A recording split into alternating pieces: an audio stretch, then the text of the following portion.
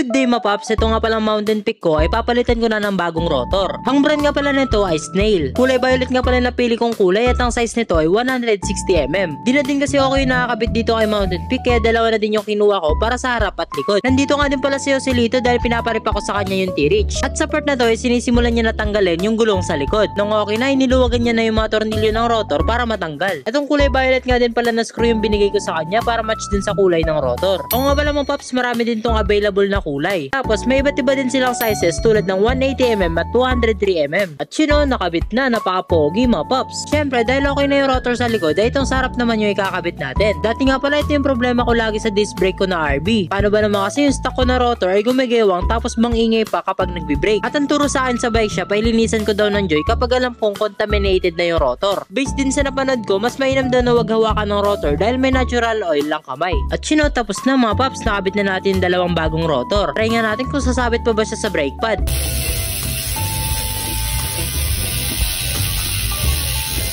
Brake na.